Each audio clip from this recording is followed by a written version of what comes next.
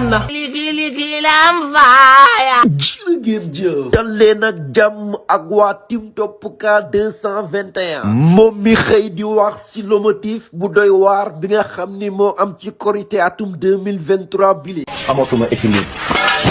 mani la kenn amatul équilibre ndax lomotif bu nekk gis nañ ko fi waaye lomotif bu ñaawee nii kenn mësu ko gis ci mim réew. fii ci mim réew la mbir mi xewee def nañ ko daaw jekk def ko daaw ren ñu baaxantal ko mu mel ni yëf yi mode ak tendance lañu ko def mel ni kuy roy lu baax. askanu Sénégal góor ak jigéen rawatina waajur yi xëy mer ba tëdd ci suuf di ko daal di ñaawlu. ñenn ci ndaw yi léegi li ñuy def tax na benn waajur amatul xel bu dal. am ñu may wax ni lu waay def boppam kenn deful kenn dara ku dul xalaat ñetti fanu bàmmeel lu la neex defar.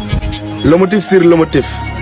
cas après cas. nekkuñu fi ngir juger kenn ndax lu waay def yow la neex tekk tekkaral bu ëpp bi nag nekkatul maanu loo xam ne saay bu xewee ñu ne ndaw yi alors que ci biir ndaw yi am na ñoo xam ne seen ngor ak seen dignité boo leen tegaloon àddina ak li ci biir am na loo xam ne jomm nañ koo def. le pays va mal.